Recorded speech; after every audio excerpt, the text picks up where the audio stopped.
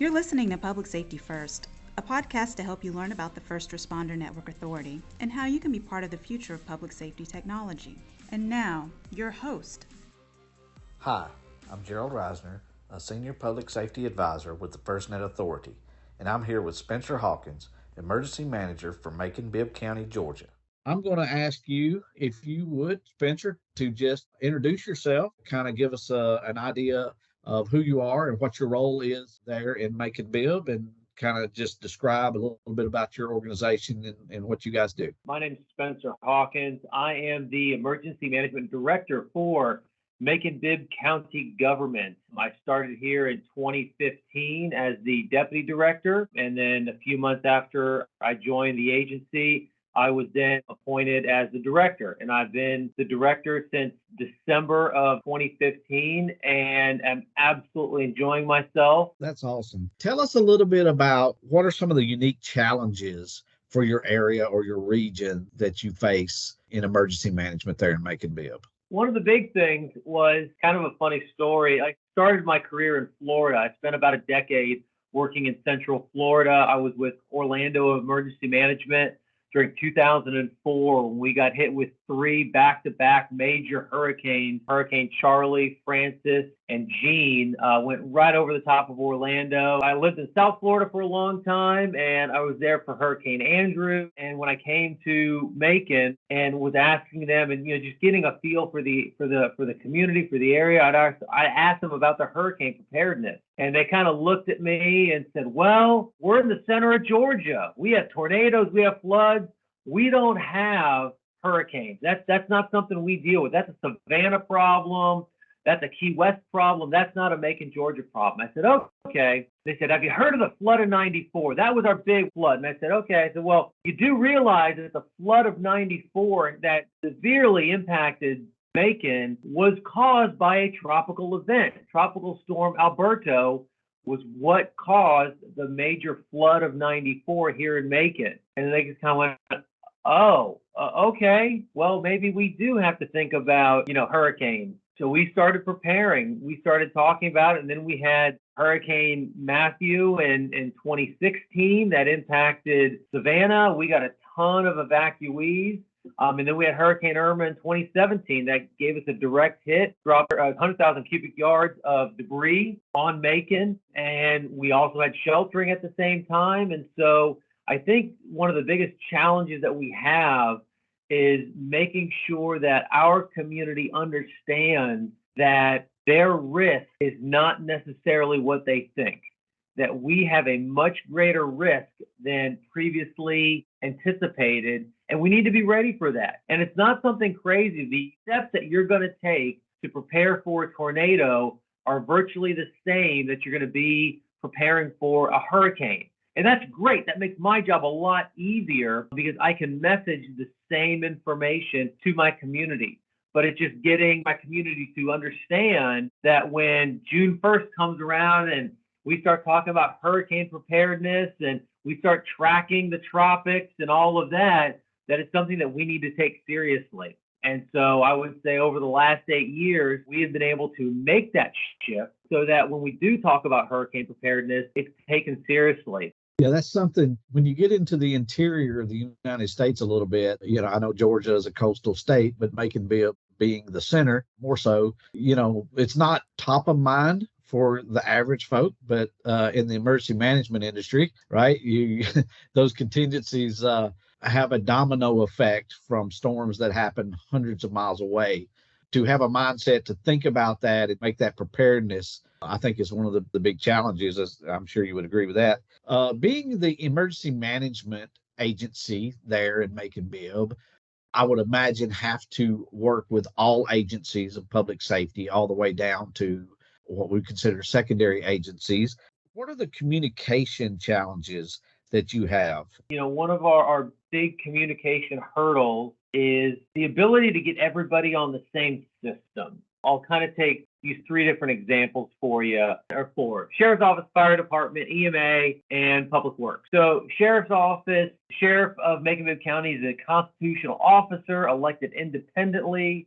They're their own standalone agency. They get funding from Macon Bibb County, but Sheriff Davis runs the sheriff's office as he sees fit, and that's the way it works. Then you've got the fire department. Fire chief works directly for the county manager, is part of Macon Bibb County, definitely, like I said, a first line, front line team. And then you've got EMA. Once again, we are part of Macon Bibb County, sometimes looked at as a first responder, sometimes not, kind of in that quasi gray area. Then you've got public works. Once again, county department working for the county manager, but not necessarily ever looked at as a first responder. My communication issues come into the fact that I've got the sheriff's office and the fire department on your typical 800 megahertz big box radio with the shoulder mic and all that kind of good stuff. And they've got the relay towers and all of that. Fire department is on the same 800 megahertz system. They talk, they do all that kind of good stuff. EMA, we have radios, we're on the system, but we don't use them nearly as frequently on a day-to-day operation like the sheriff and fire department do. And then you have public works, who does not have any of those radios, does not have any of that connection. But when the disaster happens, sheriff, fire, EMA, and public works all need the ability to talk together and talk with each other very, very quickly in an uninterrupted fashion. And so whether we have LMR, those land mobile radios, cell phones, other type of radios, trying to get everybody on the same communication system in a financially challenging situation, and I've talked to my other partners in other local governments, that is not a new thing. So trying to get everybody on the same system that we can all talk together, that we can use during non-disaster situations as well as disaster situations, is a big challenge. That kind of brings us down to the conversation that we've been having with you about FirstNet, right? And the availability of FirstNet and kind of how it's used and being able to utilize it without having a lot of infrastructure in the background. I know you are a FirstNet customer.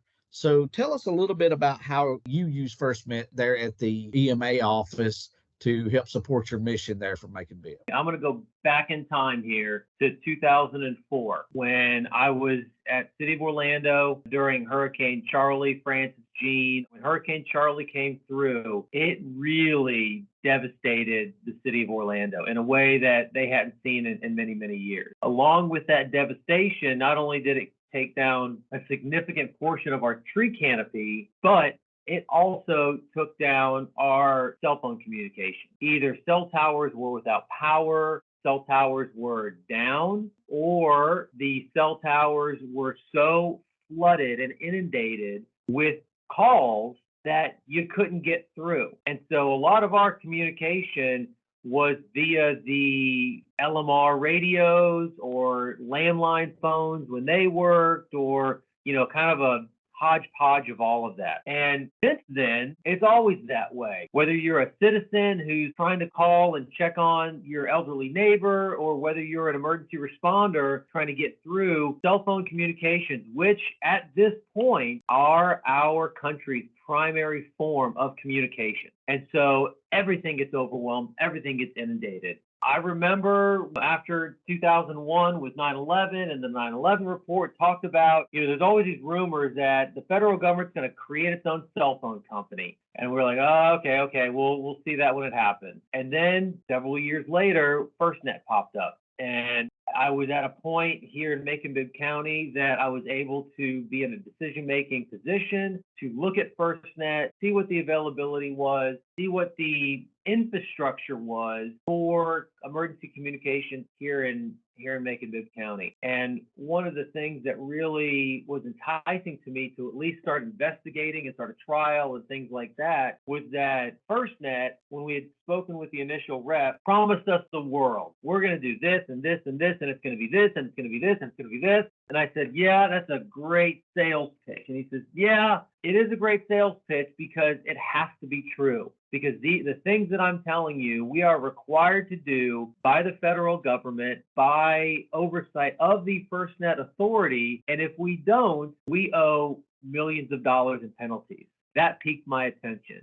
The fact that there was a regulatory oversight for emergency first responder communication that was being provided at the user level was a game changer. FirstNet comes in and says, yeah, we're going to do all this stuff for two reasons. One, we want to, and two, we have to. And I'm like, okay, well, let's try this out. And we did the test, and we were very, very happy with our first initial test of FirstNet, with the connections, with the speeds, with the ability, also with the ability for customer service. The fact that we could make a phone call and talk to an actual human being that would answer the phone and start troubleshooting our problems or issues if we had it. The other thing that really piqued my interest is the fact that understanding that there is a limited amount of bandwidth on any cell phone system, even the best that are, FirstNet approved, and knowing that they are focused on what we'll call the primary first responders,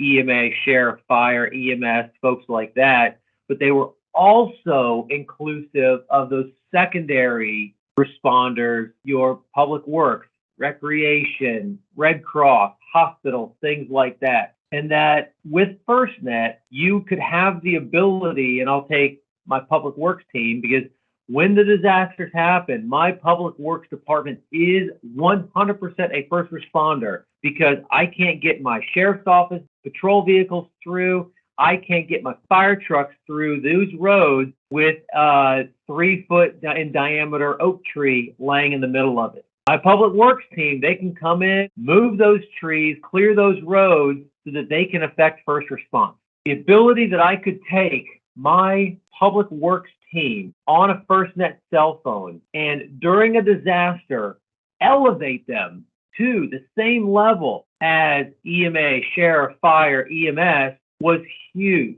Knowing that when they're out in the field and they're trying to figure out what roads to clear, because we have responses to do from sheriff and fire and EMS, they have to make that call every single time. And I can't be worried about if they're going to get bumped off the tower because 40 other people are trying to make a phone call. So that was a huge benefit. And then the latest iteration, the fact that it looks like that we're going to be able to connect, have some sort of integration between the land mobile radios and a FirstNet system with the new FirstNet radios. The fact that I have the ability to buy a 99-cent radio that can connect to FirstNet, that is priority and preemption, that can still connect to sheriff and fire land mobile radios, that solves another huge problem of disparate communication systems during disasters. What I'm hearing is that you basically came to FirstNet out of necessity, right? When we are in public safety, when you are a director such as you are over emergency management, you have to juggle a lot of things. It's not always working the imminent disaster at hand. It's how do you weigh budgetary constraints versus the tools that you need to handle said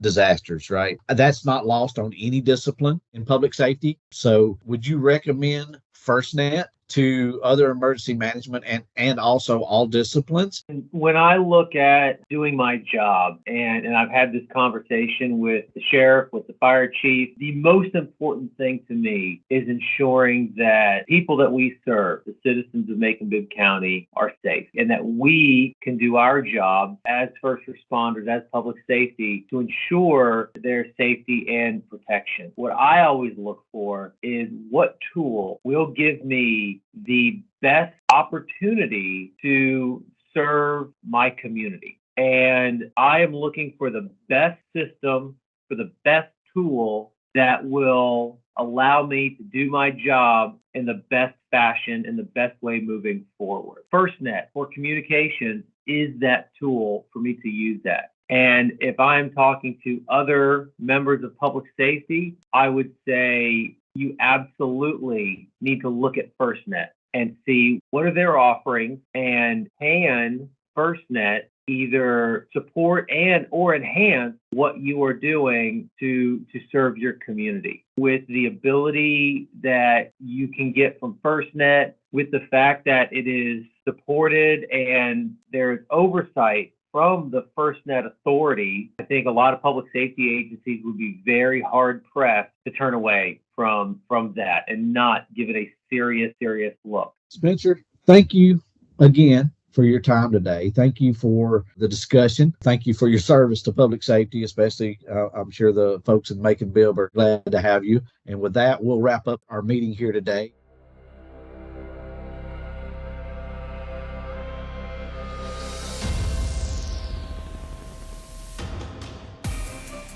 You're listening to Public Safety First, a podcast to help you learn about the First Responder Network Authority and how you can be part of the future of public safety technology.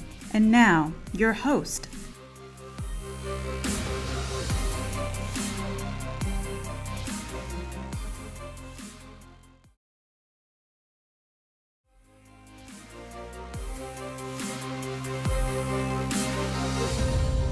Thanks for listening today. We're excited to have you join our podcast community. Make sure to subscribe on iTunes, SoundCloud, and YouTube. You can learn more about the First Responder Network Authority at firstnet.gov and learn about FirstNet products and services at firstnet.com.